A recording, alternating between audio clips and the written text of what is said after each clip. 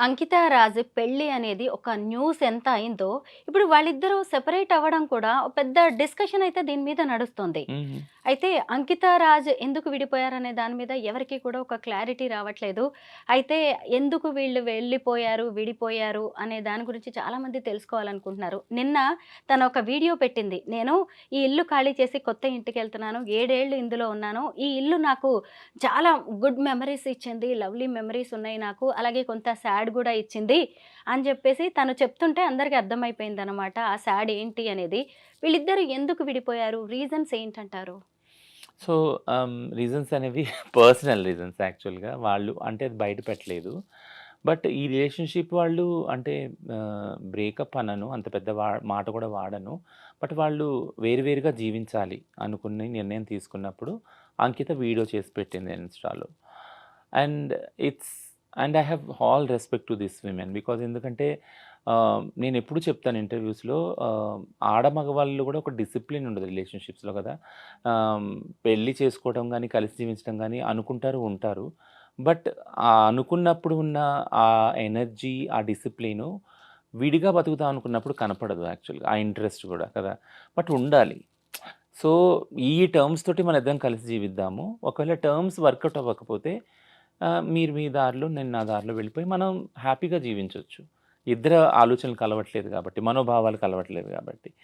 So, ఆ understanding ఈ కపుల్‌లో కనపడింది యాక్చువల్‌గా. వేరుగా జీవిద్దాం అనుకోని ఆమె చేసి, లేదు నేను విడిగా జీవించాలనుకుంటున్నాను, తను విడిగా జీవించాలనుకుంటున్నాను. అండ్ ఈ అబ్బాయి గూడా చాలా రెస్పెక్ట్‌గా పెట్టాడు. నేను అంటే మేము కలిసి ఉండట్లేదు ప్రస్తుతానికి. బట్ ఫ్యూచర్‌లో ఛాన్సెస్ ఉందేమో కలవటానికి. అది మాత్రం నేను ఓపెన్‌గా ఉంచుతున్నానని. ఎంత బ్రాడర్ పర్స్పెక్టివ్ హ్మ్. వీళ్ళది గదా! I praise really both of them. అంటే ఆ విజ్ఞతని మీరు చూపించగలిగారు. అంటే ఏదైతే మీరు సమాజానికి మీ పెళ్లి ద్వారా మీ living relationship let it be a short span అయినా గాని చూపించారు ఒక పద్ధతిని. వేరుగా జీవించడంలో గూడా ఆ డిసిప్లిన్‌ని I really prize both of them. So, ఆ పర్సనల్ రీజన్‌కెళ్తే వాళ్ళిద్దరికీ తెలుసు. ఆ స్పేస్ గూడా మనది కాదు గాబట్టి దాన్ని ఆక్యుపై చేయొద్దు. వాళ్ళకే వదిలేద్దాం అది. సో, ఆహ్, ఇలాగా ఒక అండర్‌స్టాండింగ్‌తో విడిపోయి విడిపోవడం అనుకున్న వేరుగా జీవించాలని వాళ్ళు అనుకున్నారు. ఆ రోజు నుంచి జీవిస్తా ఉన్నారు. సో, మీరిప్పుడన్నట్టు అంటే నాకు తెలిసిన అబ్జర్వేషన్ ప్రకారం ఎప్పుడైతే విడిగా జీవిస్తున్నారో అంకిత తన ట్రాన్సిషన్స్ వీడియోస్ పెడుతుంది. ఆ అబ్బాయి కూడా బాధపడిన కొన్ని వీడియోస్ పెట్టాడు. ఈ అమ్మాయి మళ్ళీ ఇల్లు ఖాళీ చేసిన వీడియోస్ ఇవన్నీ పెట్టింది. సో, ఇదంతా ఏంటి అనంటే ఏ రిలేషన్‌షిప్‌లో అన్నా వాళ్ళు ఏదైతే వాళ్ళ పాస్ట్ ఇవున్నాయి, మెమోరీస్ ఉన్నాయి, స్వీట్ మెమోరీస్. అవన్నీ రీవిజిట్ అవుతారు. అనుకోకుండా గూడా అది ఆ ప్లేస్‌కెళ్ళినా వాళ్ళ తాలూకు సంబంధించిన బట్టలు, ఆ హోటల్స్, ఆ ప్రదేశాలు ఏదైనా గానీ ఆ జ్ఞాపకాన్ని తీసుకొస్తది కాబట్టి ఇట్స్ ఎ కామన్. సో, ఆహ్, కలవటం, కలిసి జీవించడం ఎంత కష్టమో విడిపోవడం కూడా అంతే కష్టం యాక్చువల్‌గా. మనం ఎవరిని డిఫైన్ చేయము. వెంటనే వెళ్ళి సాడ్ స్టేటస్‌లు ఇవన్నీ పెట్టేసుకొని ఇవన్నీ చేస్తారు చాలామంది యాక్చువల్‌గా. బట్ బట్ వీళ్ళు అంతే డిసిప్లిన్ తోటి కలిసి వేరువేరుగా జీవిస్తున్నారు. బట్ స్ట్రాంగ్‌గా ఐ బిలీవ్ లైక్ ఫ్యూచర్‌లో ఛాన్స్ లేదని ఆ అబ్బాయి ఏదైతే అన్నాడో అది I think it it gives some hope, like అంటే ఫ్యూచర్‌లో కలవచ్చేమో అన్న హోప్. కలిస్తే బావుండని గూడా నేను పర్సనల్‌గా అనుకుంటున్నాను యాక్చువల్లీ. యాహ్! రచన, నేను అంకిత అండ్ రాజ్ వీళ్ళిద్దరూ కలిసి ఇచ్చిన ఇంటర్‌వ్యూస్ చాలా చూసాను. ఏవి చూసినా నాకు రాజ్ చాలా మెచ్యూర్డ్‌గా, లవ్లీ బాయ్ అన్నట్టుగా అనిపించేది. తను బ్రాడ్ మైండెడ్ అని కూడా. అయితే ఆయన అంకితను పెళ్లి చేసుకునేటప్పుడు కూడా వాళ్ళ ఫ్యామిలీ వద్దనే ఉంటుంది. హ్మ్. అయితే ఈ తర్వాత కొద్ది రోజుల రిలేషన్ తర్వాత ఇదే సొసైటీ, ఇదే ఫ్యామిలీ మళ్ళీ అతన్ని ఫోర్స్ చేసుంటదా? ఆయన ఇన్‌ఫ్లూయెన్స్ అయ్యుంటాడంటాడా? ఇది గూడా ఒక కారణం కావచ్చు కదా! బట్ నేను అదర్ వే అనుకుంటున్నాను యాక్చువల్‌గా. To be surprised. ఏమనుకుంటున్నారు మీరు? ఏమనుకుంటున్నానంటే తనుని ఫోర్స్ చేసారా? లేదా ఆ అంకిత రియలైజ్ అయిందేమో అనుకుంటున్నాను. సీ ఇప్పటికొచ్చి అంకిత నుంచి ఎట్లాంటి నెగెటివ్ ఫీడ్‌బ్యాక్ ఆ అబ్బాయి గురించి రాలేదు. ఈవెన్ ఆ అబ్బాయి నుంచి కూడా రాలేదు ఆ అమ్మాయి గురించి. బట్ ఈ జర్నీలో అంకితకి అనిపించిందేమో, అంటే ఆహ్, నాతో ఎంత సేఫ్‌గా రాజు ఫ్యూచర్ ఉంటుంది, లైఫ్ ఉంటుంది. ఎందుకంటే ఒక ట్రాన్స్ విమెన్‌తో జర్నీ అనేది itself is a very toughest thing. నార్మల్‌గా ఒక పవర్‌ఫుల్ విమెన్ తోటి ఒక man journey it's always a toughest journey కదా! యెస్. ఆడవాళ్ళు ఎవరైతే పవర్‌ఫుల్, స్ట్రాంగ్ పొజిషన్‌లో ఉంటారో, who will stand for their ethics and you know their abilities and skills, వాళ్ళతో ఉండే మగవాళ్ళు ఆటోమేటిక్‌గా కొద్దిగా ఇన్‌సెక్యూరిటీ, ఇన్ఫీరియర్ ఫీల్ అవుతారు కదా! So Raj yeah! అదే ఇన్ఫీరియారిటీ యాహ్! వచ్చిందంటారా రాజ్ ఫీల్ రాజ్‌కి? అయ్యాడని నేను అనను. రాజ్ ఫీల్ అయ్యాడని అస్సలు అనను నేను. రాజ్ కూడా చాలా యాక్సెప్ట్ చేసే అబ్బాయి. హ్మ్. కాబట్టి మీరన్నట్టు వీడియోస్‌లో ప్రైజ్ చేశాడు. ఆ హ్మ్. అమ్మాయిని ప్రైజ్ చేశాడు. ఆ రిలేషన్‌షిప్‌ని మెచ్యూర్‌గా ప్రెజెంట్ చేశాడు మీడియా ముందు. సో, రాజ్ ఇన్‌సెక్యూర్ ఫీల్ అయ్యాడని నేనెప్పుడు అనను. పిరికివాడని అస్సలు అనను నేను. బట్ థింగ్ ఏంటంటే అంకిత ఆలోచించుండొచ్చు. ఫ్యూచర్ ఈ రిలేషన్‌షిప్ వల్ల రాజ్ ఫ్యూచర్ ఎఫెక్ట్ అవుద్దేమోనని. అంటే కొంచెం జర్నీ అయినాక కొన్ని క్వెషన్స్ వస్తాయి ఆ రిలేషన్‌షిప్. ముఖ్యంగా ట్రాన్స్, సిస్, హెటెరోనార్మేటివ్ రిలేషన్‌షిప్ ఎప్పుడైతే ఉంటుందో వాళ్ళ మధ్య ఒక రిలేషన్ ఒక ఛాలెంజ్ ఏదొస్తదంటే పిల్లలు పుట్టరు కదా వీళ్ళకి. పిల్లలు పుట్టినప్పుడు ఆహ్, ఎవరు కేర్ టేకర్ ఉంటారు ముసలి వయసొచ్చాక ఈ రిలేషన్‌షిప్‌లో. ఇది ఎల్‌జిబిటీ కపుల్స్‌లో ఎప్పుడూ ఉండే ఛాలెంజ్ ఒకటి క్వెషన్ మార్క్ యాక్చువల్లీ. ఈ క్వెషన్‌కి ఆన్సర్ దొరకదు యాక్చువల్‌గా. ఎందుకంటే మామూలు సిస్‌జెండర్ కపుల్‌లో గూడా పిల్లలు లేని వాళ్ళు ఎవరు చూస్తారు? ఎవరు చూడరు.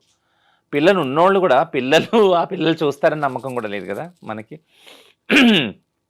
సారీ. సో, అదే విధంగా ఎల్‌జిబిటీ కపుల్స్‌లో అయితే పిల్లలే లేరు. అడాప్ట్ చేసుకోవాలి మహా అయితే. అడాప్ట్ చేసుకున్నోళ్ళు గూడా చూస్తారా లేదా? సో, ఇదంతా కూడా ఉంది. సో, ఆ సెక్యూరిటీ ఏదైతే ఉందో ఆ రిలేషన్‌షిప్‌లో సేఫ్టీ ఫీల్ అవ్వనప్పుడు, ఒకళ్ళ గురించి ఒకళ్ళు అమితంగా ప్రేమించుకున్నప్పుడు, అంటే ఇప్పుడు నా తర్వాత ఎవరు చూస్తారు నేను? ఫర్ ఎగ్జాంపుల్ మా అమ్మ ఉండేది. మా అమ్మ ఎప్పుడూ ఒక బాధపడేది ఏంటనంటే, నా కొడుకు అదే ఇలా ట్రాన్స్‌గా మారాడు. నేను చనిపోయాక ఎవరు కేర్ చేస్తారు అనేది బాధపడేది మా అమ్మ. సో, అదే బాధ ఒక ప్యూర్ లవ్‌లో తీసుకున్నప్పుడు అమ్మ love is the universal love కదా! Unconditional love. అట్లా ఒక రిలేషన్‌షిప్‌లో తీసుకున్నప్పుడు ఇప్పుడు నేను అంకిత వైపు నుంచి నేనేం ఆలోచిస్తా ఉన్నానంటే యాక్చువల్లీ నన్ను నేను పెట్టుకొని, she might have thought that నేను ఒకవేళ ఈ రిలేషన్‌షిప్‌లో తిను ఒకవేళ చాలా అంటే చాలా కష్టాలను ఫేస్ చేస్తే, ఖచ్చితంగా రాజు కష్టాలు ఫేస్ చేసుంటాడు. ట్రాన్స్ విమెన్‌తో ఉండటం అంటే ఈజీ జర్నీ కానే కాదు. చుట్టుపక్కల ఉన్నవాళ్ళు డే 1 నుంచి మార్నింగ్ నుంచి మేమెంత వివక్షత ఎదుర్కొంటున్నామో, దానికి ఐదింతలు, పదింతలు వాళ్ళు ఎదుర్కొంటారు. కిందకి వచ్చినప్పుడు నేను చెప్తున్నాను నా పార్ట్నర్ ఎక్స్‌పీరియన్స్ కిందకి వచ్చినప్పుడు బైక్ తీస్తా ఉంటే, "ఏంటి? ఎందుకున్నావు? ఈ రిలేషన్‌షిప్ నీకు అమ్మాయి దొరకలేదా? నువ్వు ఇంపార్టెంట్‌వా? నువ్వు మగోడివి కాదా? మగతనం లేదా?" ఇట్లాంటి క్వెషన్స్ యాక్చువల్లీ. అది మొదలుకొని ఎళ్ళిన ప్రతి సింగిల్ స్పేస్‌లో గూడా క్వెషన్ జేస్తారసలు. నీకు వేరే ఆడవాళ్ళు దొరకలేదా? ఇక్కడ ఎందుకుంటున్నావు? ఇయన్నీ బ్రెయిన్ వాషింగ్ ఉంటది. బట్ దీన్నంతా మేము ఫేస్ చేయగలం యాస్ ఎ ట్రాన్స్. మమ్మల్ని అడగరు గూడా యాక్చువల్‌గా. వాళ్ళు ఫేస్ చేయగలరా? చాలా తక్కువ మంది ఫేస్ చేస్తారు. అది వాళ్ళు పడుతున్న బాధ మాకు ఇంకా బాధ కలిగిస్తది యాక్చువల్లీ. నా లైఫ్‌లో కూడా అదే జరిగింది. నేనెప్పుడూ వివక్షత నేను ఎదుర్కోలే యాస్ ఎ ట్రాన్స్‌గా. I am so vocal and so vibrant. నేను బయటికెళ్తేనే అసలెవరు నా ముందుకు రావాలంటేనే దడుచుకునేవాళ్ళు. అట్లాంటి క్యారెక్టర్, పర్సనాలిటీ నాది. బట్ నా పార్ట్నర్ ఈజీ ప్రే అయిపోయేవాడు. ఒక గుడికెళ్ళినా, లేదా ఏదైనా ప్రేయింగ్ దానికి వెళ్ళినా, ప్రేయర్ చేయడానికి వెళ్ళినా, ఒక గ్యాదరింగ్‌కి వెళ్ళినా, వెంటనే అందరూ నొసలు, భృకుట్లు ముడిపడేది ఏంటినంటే, ఓహ్! పలానోడు, పలానా వాళ్ళ పార్ట్నర్.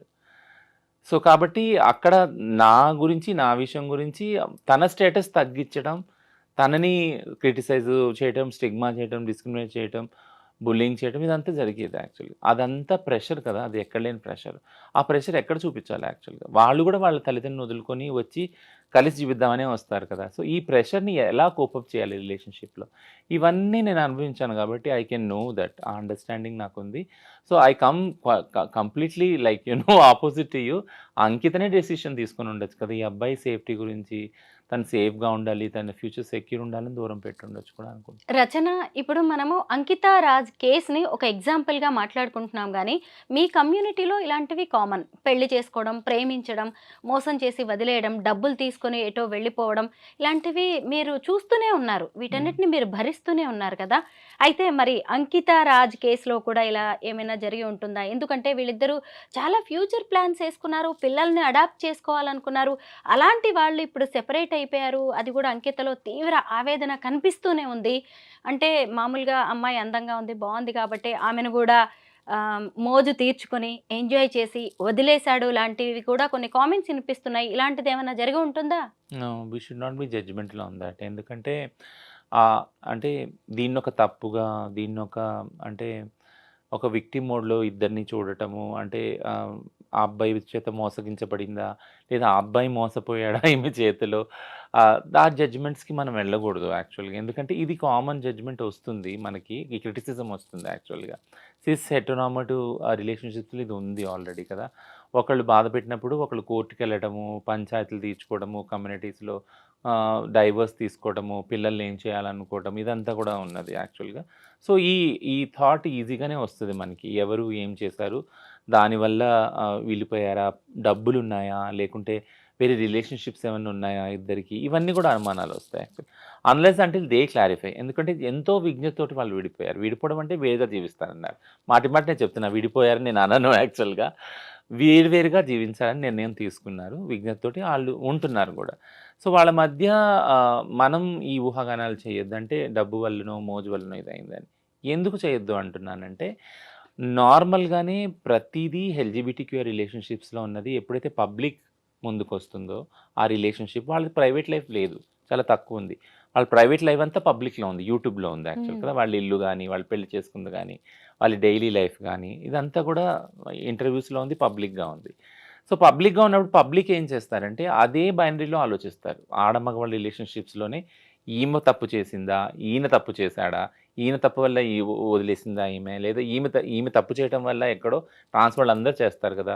బయట సెక్స్ చేసుంటుంది. ఇట్లాంటివన్నీ ఆ ఊహాగానాలు లేదా ఈ అబ్బాయి మోరు తీసుకొని వదిలేసాడా? డబ్బులు వాడేసుకొని వదిలేసాడా? ఇలాంటి ఊహాగానాలు నార్మల్‌గా వస్తాయి యాక్చువల్‌గా. బట్ నేనెప్పుడూ చెప్పేదేంటంటే అన్ని ఇంటర్వ్యూస్‌లో ఎల్‌జీబీటీక్యూ రిలేషన్‌షిప్స్, పార్ట్నర్‌షిప్ ఏదైతే ఉందో, కలిసి జీవించడం గాని, పెళ్లి గాని, ఇది డిఫరెంట్ రిలేషన్‌షిప్. సిస్ రిలేషన్‌షిప్‌లా కాదు ఇది యాక్చువల్‌గా. ఎందుకంటే సిస్ రిలేషన్‌షిప్స్‌కి దగ్గర రావటానికి ఆహ్, ఫర్ ఎగ్జాంపుల్ పెళ్లనుకుందాం. పెళ్లిలో అసలు ఇద్దరి సమ్మతం ఉందా? లేదు కదా! పెద్దలు నిర్ణయిస్తారు. ఆ అబ్బాయి ఎవరో ఆ అమ్మాయికి తెలీదు. ఆ అమ్మాయి ఎవరో ఆ అబ్బాయికి తెలీదు. అక్కడ పెళ్లి నుంచి వాళ్ళ రిలేషన్‌షిప్ స్టార్ట్ అవుతది. ఒకళ్ళకొకళ్ళు తెలుసుకోవటం. కానీ మా రిలేషన్‌షిప్ అలా కాదు కదా! మేము ఒకళ్ళనొకళ్ళు అబ్జర్వ్ చేసుకుంటాం. ఒక జర్నీ చేస్తాం యాక్చువల్‌గా.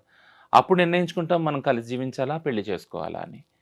సో, స్టార్టింగ్ పాయింట్ చాలా డిఫరెంట్ ఉంది దాన్ని చూడండి. అప్పుడు ఒక అండర్‌స్టాండింగ్ అవుతుంది. ఇది ఫస్ట్ మెట్టు. సెకండ్ మెట్టు ఏంటనంటే రిస్క్. ఇప్పుడు నేను ఈ అబ్బాయి నాతో ఉంటున్నాడు. ఆహ్, ఈ అబ్బాయితో ఉండటం వల్ల నేను నా ఫ్రీడమ్‌ని కోల్పోతాను యాక్చువల్‌గా. నాకు చాలా బాయ్ ఫ్రెండ్స్ ఉండొచ్చు. లేదా నేను సెక్స్ వర్క్‌లో ఉండొచ్చు ప్రొఫెషన్‌గా కదా! వీటిలన్నిటిని నేను ఫోర్‌గో అవ్వాలి. ఆ సాక్రిఫైస్ నేను చేయాలి. ఎందుకంటే నేను ఒక వైఫ్‌ని అవుతున్నాను ఇప్పుడు ఆ అబ్బాయికి కాబట్టి. అనే అండర్‌స్టాండింగ్‌కి ఈ అమ్మాయి రావాలి. ఆ అబ్బాయి గూడా నాకొక రిలేషన్‌షిప్ ఫ్రెండ్ సర్కిల్ ఉంది. నా ఇంటోళ్ళున్నారు. వాళ్ళ ఖాందాన్ ఉంది. కాస్ట్ ఉంది. క్లాస్ ఉంది. ఇవన్నీ వదులుకొని ఈ ప్రేమ నాకు వాల్యుబుల్ అనేసి ఆ అమ్మాయితో కలిసి జీవించడానికి వస్తాడు ఆ అబ్బాయి కదా! అవన్నీ వదులుకొని వస్తాడు. ఆ అబ్బాయి కూడా ఆలోచించి ఉంటాడు. I have to forgo all this కదా! నేను ఇయన్నీ వదులుకొని ఈ ప్రేమ నాకు ముఖ్యము. ఇది నాకు చాలా ఇంపార్టెంట్ అనేసి వస్తాడు డెసిషన్ తీసుకొని. సో, ఈ డెసిషను ఒక్క నైట్‌లో, ఒక్క స్పాట్‌లో, ఒక్క స్పార్క్‌లో అయింది కాదు కదా! It is an understanding between 2 individuals who are coming from different backgrounds and taking risk. Risk అనేది అందులో ఉంది యాక్చువల్‌గా. ఆ నిశ్చయం తీసుకుంటానికి ఎంతో స్ట్రాంగ్ ఇది ఉండాలి. థ్రెషోల్డ్ ఉండాలి యాక్చువల్‌గా. కదా! ఇద్దరికీ ఉంది అది. ఉండబట్టే వాళ్ళు ప్రైవేట్ లైఫ్‌ని పబ్లిక్ చేయగలిగారు. అంత నిర్భయంగా ఉండగలిగారు రిలేషన్‌షిప్‌లో. అంత నిర్మొహమాటం కూడా బయటకొచ్చి చెప్పారు. So, I never degrade their relationship. I prize their relationship. I really నేను నిజంగా మనస్ఫూర్తిగా అనుకుంటున్నాను. నేను అంటే మనస్ఫూర్తిగా బ్లెస్ కూడా చేస్తున్నాను వాళ్ళని. Their love will be forever like though they are not living together. అది నేను అనుకుంటున్నాను. యాహ్! ఎక్కువగా ఈ ట్రాన్స్‌జెండర్స్, హిజ్రాలు అనేవాళ్ళు ఇన్‌కమ్ సోర్స్ ఎక్కువగా ఏముంటుందంటే సెక్స్ వర్క్, తర్వాత కలెక్షన్స్, బెగ్గింగ్ ఇవి కదా! హుహు. కానీ పెళ్ళైన తర్వాత కూడా చాలామంది వీటిని కంటిన్యూ చేస్తూ ఉంటారు. హుహు. చాలామంది బ్రేకప్‌కి కూడా ఇదే రీజన్ అని కూడా తెలుస్తూ ఉంది. మరి ఎవరికైనా పెళ్ళవుతున్నప్పుడు మీ కమ్యూనిటీలో మీరు కౌన్సెలింగ్ చేస్తారా? పెళ్ళవుతుంది, సొసైటీ, హస్బెండ్ ఇలాంటివి యాక్సెప్ట్ చెయ్యరు.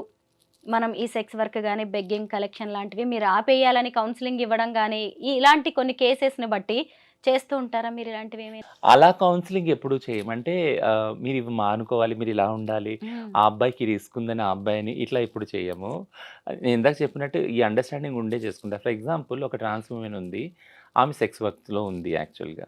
ఒక అబ్బాయి అప్రోచ్ అవుతున్నాడు ఆ అమ్మాయిని, కలిసి జీవించాలి అనుకున్నప్పుడు ఆ అబ్బాయికి గూడా తెలుసు ఆ అమ్మాయి సెక్స్ వర్క్‌లో ఉందని. బయటికెళ్తది పలానా టైంకి క్లయింట్స్ అటెండ్ చేస్తది, వస్తదనేసి.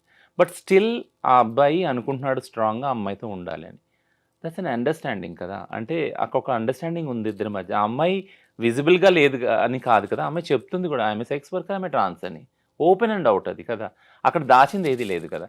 So, in spite of thought and her profession he accepted that like నువ్వు నాకు ముఖ్యం, నువ్వు ఏ ప్రొఫెషన్ చేస్తున్నావు, ఎలా చేస్తున్నావు అనేది నాకు అనవసరం. నీ దగ్గర ఆ ప్రేమ దొరికింది.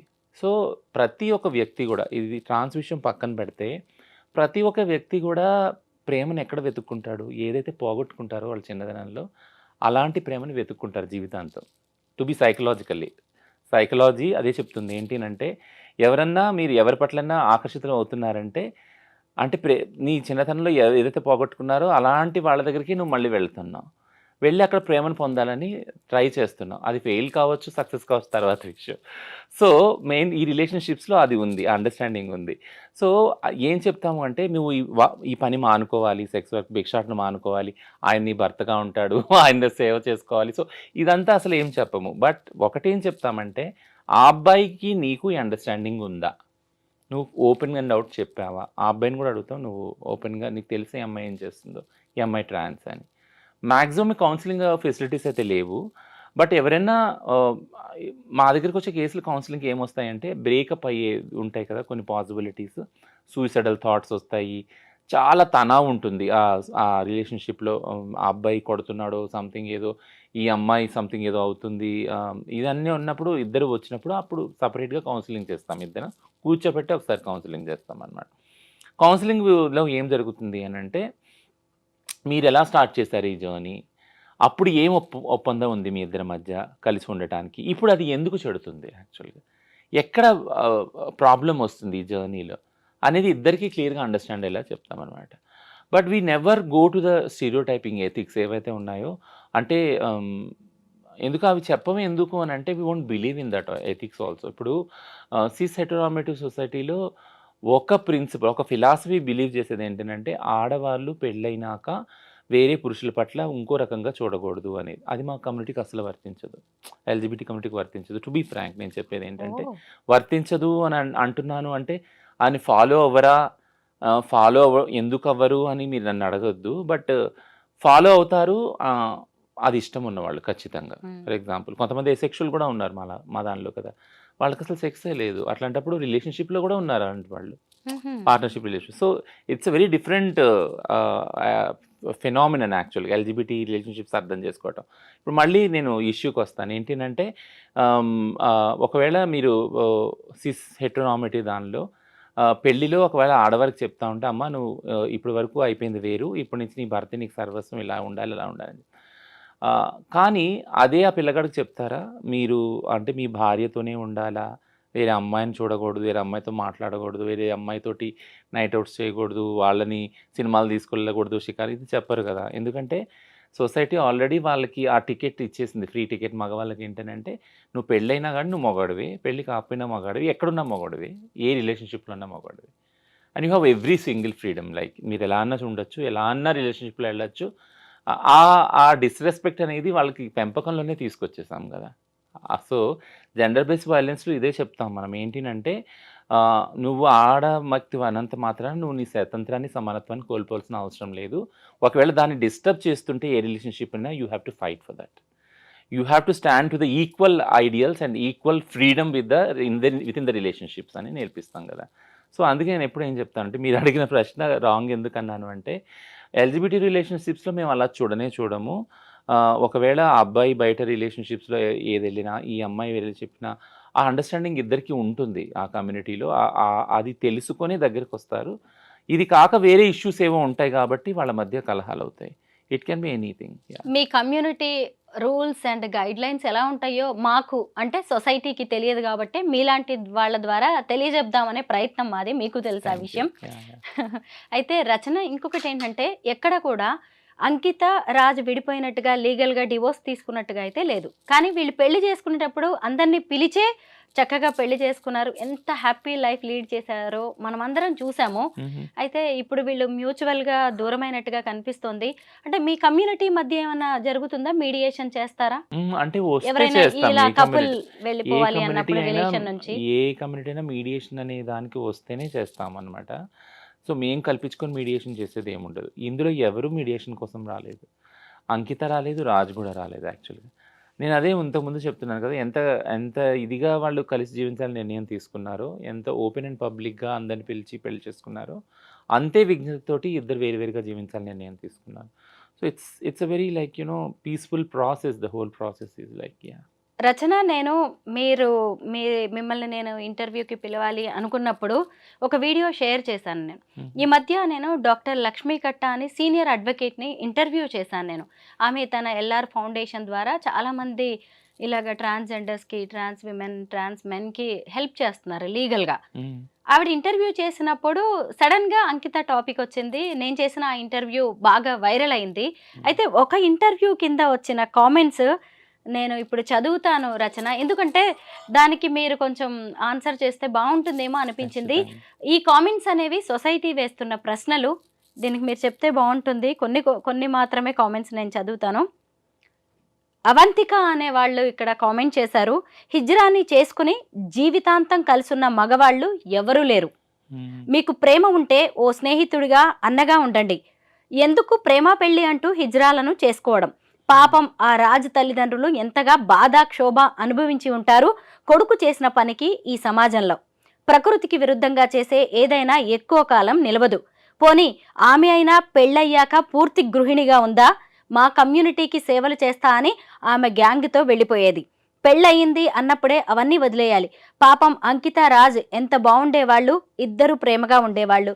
3 నాళ్ల ముచ్చటే అయిపోయింది వాళ్ళ పెళ్ళి అని అంకిత అనే ఆవిడ పెట్టారు. దీనికి మీరేమంటారు? సో 2-3 విషయాలు అందులో ఉన్నాయి. Yes. యాక్చువల్గా ఏంటంటే హిజ్రా అని ఒకవేళ జీవితాంతం ఉండలేకపోతే మీరు పెళ్లి చేసుకోవద్దు, అక్కో చెల్లో అనుకొని మీరు ఉండొచ్చు అనేసి అదొకటి ఉంది కామెంట్. ఇంకోటి ఏంటంటే ఆ అబ్బాయి తరపు తల్లిదండ్రులు పాపం ఎంత బాధపడి ఉంటారు అనేది ఒకటి ఉంది. రెండోది, మీరు న్యాచురల్గా మీరు పిల్లలు పుట్టరు కాబట్టి ఇదంతా కాబట్టి మీరు ఎందుకు పెళ్లి చేసుకోవటం అనేది ఒక ప్రశ్న. సో 2-3 ఉన్నాయి యాక్చువల్గా. నేను చెప్పడం ఏంటంటే ఫస్ట్ ఇష్యూకి వచ్చి, అంటే హిజ్రాని చెల్లి, అక్క, తల్లి ఓకే, అది చూస్తూనే వచ్చింది తరతరాలుగా సమాజము. హిజ్రా వాళ్ళ దీవెనలు మంచివి అని, వాళ్ళు వెళ్ళినప్పుడు, పిల్లలు పుట్టినప్పుడు, దుకాణాలు ఓపెన్ చేసినప్పుడు, పెళ్ళిళ్ళు అయినప్పుడు వాళ్ళ దీవెన తీసుకోవడానికి వాళ్ళని పిలిచి వాళ్ళ దీవెనలు తీసుకునేవాళ్ళు. సో హిజ్రా వ్యవస్థ సోకాల్డ్ ఏన్షియంట్ ట్రెడిషన్ చూసినప్పుడు వాళ్ళకి పెళ్ళి అనేది లేనే లేదు యాక్చువల్గా. సో పెళ్ళి అనేది లేదు ఎందుకు అని అంటే వాళ్ళ శరీరాల్లో సెక్స్ లేదు యాక్చువల్గా. వాళ్ళు సర్జరీ ఏదైతే చేసుకుంటారో దాని ద్వారా సెక్స్ అనే దాని నుంచి విడిపోతారు, సెక్స్ ఉండదు. సెక్స్ లేని బాడీస్ కాబట్టి వాళ్ళ పవిత్రమైన బాడీస్, వాళ్ళ దీవెనలు కూడా పవిత్రమైనవి. సో ఈ పర్సెప్షన్ నుంచి ఈ పర్సెప్షన్ వాల్యూస్ అనేవి వస్తున్నాయి యాక్చువల్లీ. ఈ ఆలోచన వస్తుంది. వాళ్ళు అంటే అక్క చెల్లిగా ఉండొచ్చు, తల్లిగా ఉండొచ్చు, పెళ్లి చేసుకోకూడదు. బట్ హిజ్రాకు పెళ్లి చేసుకోకూడదు అనేది ఎక్కడ రాసి లేదు, చేసుకోలేరని గతంలో కూడా జరిగింది. ఇది కొత్త విషయం ఏమీ కాదు. వాళ్ళకు కూడా మనసుంది, వాళ్ళు కూడా మనుషులే, వాళ్ళకు కూడా హక్కు ఉంది. ముఖ్యంగా ఏంటంటే ఎప్పుడైతే సుప్రీంకోర్టు చెప్పిందో సమాన హక్కులు, రాజ్యాంగ హక్కులు అన్నప్పుడు కలిసి జీవించే హక్కు వాళ్ళకు కూడా ఉంది. అది కోర్టులు ఒప్పుకోలేదు, సుప్రీంకోర్టు ఒప్పుకోలేదు, సపరేట్ రాజ్యం చేస్తే అది వేరే విషయం. బట్ రాజ్యాంగ హక్కులు వాళ్ళకు ఉన్నాయన్నప్పుడు ఆడవారికి, మగవారికి ఉన్న స్వేచ్ఛ, స్వతంత్రాలు హిజ్రాలకు కూడా ఉన్నాయి. So they can be in relationship, they can marry also. అది లీగల్ గుర్తింపు పొందదు, అది వేరే విషయం. ఆ చట్టాలు మార్చాలి, ఆ బ్యాటిల్ జరుగుతూ ఉంది సపరేట్గా. రెండో విషయం వచ్చి అంటే, సో ఒకవేళ కలిసి ఉన్నప్పుడు లేదా పెళ్లి చేసుకున్నప్పుడు ఖచ్చితంగా పార్ట్నర్ అని అంటారు, భార్య భర్తలనే అంటారు వాళ్ళని. కాబట్టి ఆ రిలేషన్షిప్ ఆటోమేటిక్గా అలానే ఐడెంటిఫై అవుతుంది. రెండోది, ఆ పిల్లాడి తల్లిదండ్రులు ఎంత బాధపడి ఉంటారు. బాధ మా తల్లిదండ్రులకు కూడా ఉంది కదా. అంటే మా కొడుకు ఇలా అయిపోయాడు, ఇల్లు బోర్డులు పెట్టి వచ్చేసాడు. ఒక్కొక్క చోట మాకు అన్న తమ్ముళ్ళు ఉన్న చోట మేము వాళ్ళలో ఒకటైనప్పుడు వాళ్ళకు వంశాంకురాలు ఉన్నారు, మధ్యవాడు వెళ్ళిపోయిన పెద్దోడికి చిన్నోడు ఉన్నారు, లేదా ఒకడు వెళ్ళిపోయినా ఒకడు ఉన్నారు, ఇట్లా అనుకొని సరిపెట్టుకుంటారు. ఎవరు లేని వాళ్ళు మరి ఒకడే కొడుకు ఉంటాడు. ఆ ఒక్క కొడుకు వచ్చి ట్రాన్స్ ఉమెన్గా మారిపోయి వాళ్ళకి మనుగడ లేక భిక్షాటన, సెక్స్ వర్క్లోకి వచ్చేసినప్పుడు వాళ్ళు బాధపడతారు. ఓకేనా. సో ఆ బాధ ఇన్ని రోజులు కూడా ఎవరు మాట్లాడలేదు యాక్చువల్లీ. ట్రాన్స్ మహిళలు వాళ్ళ ఇళ్ళలోంచి వెలివేయబడి, వాళ్ళ ఇల్లు వదిలిపెట్టేసి వచ్చి, బట్ వెలివేయబడినా వచ్చేసినా కానీ అక్కడ బాధ్యతలు వాళ్ళు నిర్వర్తించారు. ఒక అన్నగా, ఒక చెల్లిగా, ఒక కొడుకుగా. ఓకేనా. ఆ రిలేషన్షిప్లో అక్కడ ఉన్న వాళ్ళ చదువులు కానీ, పెళ్ళిళ్ళు కానీ అన్నీ నేను సంపాదించిన భిక్షాటం ద్వారా, సెక్స్ ఓళ్ళు అమ్ముకున్న డబ్బు ద్వారా అవన్నీ ఫుల్ఫిల్ చేశారు మా వాళ్ళు. అడగండి ఎవరు ఫుల్ఫిల్ చేయలేదు. మేము బయటకు వచ్చేసినా మేము జీవించేది మా కోసం కాదు, మా సోకాల్డ్ ఫ్యామిలీ కోసమే, మా అక్కల కోసం, మా తమ్ముళ్ళ కోసం, మా అమ్మ నాన్నల కోసమే బతుకుతాం. మేము సంపాదించి ప్రతి సింగిల్ పైసా వాళ్ళకే పెడతాం. వాళ్ళు మా ప్రయారిటీ యాక్చువల్గా. ఆ తర్వాత వీళ్ళు మా ప్రయారిటీ. సో మీరు ఈ అంత డిస్కషన్ తర్వాత ఒకటి విషయం మీకు అర్థమవుతుంది. అంటే ఈ ప్రాసెస్ అంతట్లో ట్రాన్స్ మహిళలకి అసలు ప్రేమ ఎక్కడ దొరికింది? దొరకలేదు. మీరు ఆ సో కాల్డ్ వ్యక్తి ఎవరైతే రిలేషన్‌షిప్‌లో వచ్చాడో, కొంతకాలం ఉన్నాడో, ఉండలేక ఇమడలేక వెళ్ళిపోయాడో, ఆ వ్యక్తి గురించి వాళ్ళ తల్లిదండ్రుల గురించి మాట్లాడతారు. ఆ వ్యక్తి తిరిగి ఆ వ్యవస్థలోకెళ్ళినా మళ్ళీ ప్రేమ దొరుకుద్ది. వాళ్ళ తల్లిదండ్రులు దొరుకుతారు, అన్నదమ్ములు దొరుకుతారు, అక్క చెల్లి దొరుకుతారు.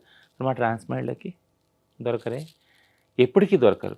ఈ దొరికిన కొద్దిపాటి టైం గూడా ఆ వ్యక్తి ద్వారా ఆ ప్రేమ గూడా ఎప్పుడుగా స్టాండర్డ్‌గా ఉండదు. సో, ఇందులో విక్టిమ్ ఎవరు యాక్చువల్‌గా? అంటే నేను కంపారిజన్ చేస్తున్నానని గాదు. బట్ ఇన్ని బాధలు, ఇన్ని అలవాటు చేసుకోమని ట్రాన్స్ మహిళలను ఎందుకు వదిలేశారు? తల్లిదండ్రులు, అక్కతమ్ముళ్ళు, అన్న చెల్లెలు అందరూ వదిలేసి ఒంటరిగా వచ్చి బయట జీవిస్తా, అడుక్కుంటా, ఒళ్ళమ్ముకుంటా, ఈ రిలేషన్‌షిప్ వదిలేసి వెళ్ళిపోయినా మళ్ళీ ఆ అబ్బాయి వైపే మీరు జాలి అనేది ఎందుకు చూపిస్తా ఉన్నారు? అనేది నా ప్రశ్న. ఎదురు ప్రశ్న యాక్చువల్లీ. పెళ్ళయ్యాక పూర్తి గృహిణిగా ఉందా? మా కమ్యూనిటీకి సేవలు చేస్తా అని హ్మ్. ఆమె గ్యాంగ్‌తో వెళ్ళేది. అవును. పెళ్ళయిందన్నప్పుడే అవన్నీ వదిలేయాలి. సో, పెళ్ళి ఇప్పుడు నేను ఇంతకుముందు చెప్పాను ఒక ప్రశ్నకి సమాధానంగా. నేను ఒక క్రైసిస్ డీల్ చేసేటప్పుడు అంకిత పోలీస్ స్టేషన్‌లో ఉండి లైవ్ వెళ్ళింది యాక్చువల్‌గా. నేను ప్రౌడ్ ఫీల్ అయ్యాను. ప్రౌడ్ ఎందుకు ఫీల్ అయ్యానంటే నా సొంత లైఫ్‌ని కొరిలేట్ చేసుకున్నాను అంకితతోటి. ఎందుకంటే చాలా కొద్ది మంది మా కమ్యూనిటీ గురించి పనిచేసేవాళ్ళున్నారు. నా రిలేషన్‌షిప్స్, నా పర్సనల్ రిలేషన్‌షిప్ ఏదైతే ఉందో పార్ట్నర్‌షిప్ గానీ, ఈ విషయం వల్ల చాలా క్రిటిసైజ్ అయింది. చాలా ఎఫెక్ట్ అయింది. బట్ బాధపడ్డాను నేను. బట్ బాధపడినప్పుడల్లా నాకొకటి జ్ఞాపకం వచ్చేది ఏంటినంటే, నేను కాపోతే ఎవరు చేస్తారు నా కమ్యూనిటీకి పని? చేసేవాళ్ళు చాలామంది ఉంటారు. బట్ నాకు చెయ్యాలి. నేను చెయ్యాలి. చేసి ఏదో ఒకటి వీళ్ళని ఒక దారికి నేను బతికినంత కాలం అట్‌లీస్ట్ కొన్ని సిస్టమ్స్ డెవలప్ చేసి నేను వెళ్ళిపోవాలి. ఆ తర్వాత నా తర్వాత ఉన్నవాళ్ళు దాన్ని ముందుకు తీసుకెళ్తారనే ఒక ఆలోచన ఎప్పుడు ఉంది, ఇప్పుడు ఉంది. సో, ఆ ఆలోచనలోకి అలాంటి ఆలోచనల ద్వారా అంకిత వచ్చినప్పుడు నేను అనుకున్నాను. చాలా హ్యాపీగా ఫీల్ అయ్యాను. అండ్ ఇప్పుడు వింటున్నాను సేమ్ క్రిటిసిజం గూడా. అంటే హ్మ్. భర్త రాంగానే ఆహ్, అంతే అంటే నేను నా కమ్యూనిటీ గురించి దాని గురించి పోరాడే పటిమని వదిలేసుకోవడం అది ఎంత సమంజసం యాక్చువల్‌గా. ఎందుకంటే నేను ఆ బాధల్ని చూస్తూ వచ్చాను గాబట్టి నా లైఫ్‌లో. నా తర్వాత తరాల వాళ్ళు ఆ బాధలు పడకూడదని కదా ముందుకొచ్చింది యాక్చువల్‌గా. యాక్చువల్‌గా మీరు ప్రైజ్ చేయాలి ఆ ఫైట్ కోసం. ఆ ముందుకొచ్చి కొట్లాడుతున్నారు. కానీ మీరు క్రిటిసైజ్ చేస్తున్నారు. సో, ఈ క్రిటిసిజం నాకే కాదు, నా ప్లేస్‌లో ఉన్న మహిళలు కూడా ఇంతకుముందు ఎదుర్కొన్నారు చాలామంది. అంటే ఆలనాటి సరోజినీ నాయుడు, దుర్గాబాయి దేశ్ముఖ్, ఇందిరాగాంధీ తరపు నుంచి ఆడవాళ్ళందరూ కూడా స్ట్రాంగ్ విమెన్ లీడర్స్ అందరూ అదే క్రిటిసిజం ఫేస్ చేశారు. And being a trans woman normal మేము మా కమ్యూనిటీకి చేసే ఏదైతే ఫైటింగ్ ఉందో దీన్ని కూడా ఇలా క్రిటిసైజ్ చేస్తున్నాను. ఇంకొక కామెంట్ ఉంది. దానికి మీరు ఆన్సర్ చేస్తే బావుంటుంది. యాహ్! ఇద్దరు మగవాళ్ళు పెళ్లి చేసుకోవడం ఏంటి? ఎవరిని బాధ పెట్టాలని అనడం లేదు. ఎన్ని సర్జరీలు చేసుకున్నా సరే పెళ్లి కరెక్ట్ కాదు. కలిసి ఉండాలనుకోవడం కరెక్ట్ కాదు. ఎవరు బతుకు వాళ్ళు బతికితే మంచిది. ఇలాంటివి సక్సెస్ అవ్వడం అనేది జరగదు అన్నారు. సో, మీరేమంటారు? ఇదైతే చాలా కోర్ట్‌లే నేను మీకు చెప్పాను గదా! అంటే నా ఆల్సర్ జడ్జ్‌మెంట్ రాకముందే ఎన్నో లివింగ్ రిలేషన్స్ ట్రాన్స్ విమెన్ తోటి ఉన్నవాళ్ళు చాలామంది ట్రాన్స్ విమెన్ పెళ్లి చేసుకొని, వదిలేసి వెళ్ళిపోయి వాళ్ళని డబ్బులు వాడుకొని అన్నీ చేసిన వాళ్ళు కోర్ట్‌కెళ్ళినప్పుడు, కోర్ట్‌లో జడ్జిలు, లాయర్లు అందరూ ఇదే ప్రూవ్ చేయడానికి they are behind this like ఈమె ఆమె కాదు కదా! ఈమె పిల్లల్ని కనలేదు కదా! అనంటే ఇప్పుడు పిల్లల్ని కనని ఆడవాళ్ళని ట్రాన్స్ అంటారా? అనరు కదా! చాలా అంటే చాలా వాళ్ళని హీనంగా చూస్తారు. పిల్లల్ని కనని ఆడవాళ్ళని వాళ్ళని ఒక చెడ్డ పదాలతో వాళ్ళని టీజ్ చేస్తారు యాక్చువల్ కదా! అది చాలా క్రూరమైన సంస్కృతి సమాజంలో ఉంది. సో, నేనేమంటున్నానంటే పిల్లలు కన్నంత మాత్రాన మనుషులు మనుషులు కాకపోరు. ఆ రిలేషన్‌షిప్‌కి వాల్యూ ఏం తగ్గదు నాకు తెలిసి. సో, పిల్లల ప్రొడ్యూస్ చేయటానికి సో, ఒకవేళ మీరు అలా అంటే గనక పిల్లల ప్రొడ్యూస్ చేయటానికే ఈ పెళ్ళిళ్ళవుతున్నాయా? కాదు కదా! అదైతే కాదు కదా! కలిసి జీవించడానికైతే ఎంతో కొంత దృక్పథం ఉండే కదా! ఈ పెళ్ళిళ్ళు గాని, లివింగ్ రిలేషన్స్ అవుతున్నాయి. సో, అదే దృక్పథంతో ఈ రిలేషన్‌షిప్‌ని గూడా చూడాలి. ఏదైతే క్రిటిసిజం వచ్చిందో అంటే ఇద్దరు మగాళ్ళు పెళ్లి చేసుకోవటం ఇది అంటే బయోలాజికల్‌గా బైసెక్స్ ఏదున్నా గాని, ట్రాన్స్ అనేవాళ్ళు వాళ్ళ జెండర్ ఐడెంటిటీ వేరుంటుంది. వాళ్ళొక ఇండిపెండెంట్ ఐడెంటిటీ అనేది మళ్ళీ ఈ పాఠాలన్నీ మళ్ళీ నేనిప్పుడు మళ్ళీ ఏకరువు పెట్టలేను వరుస పెట్టి.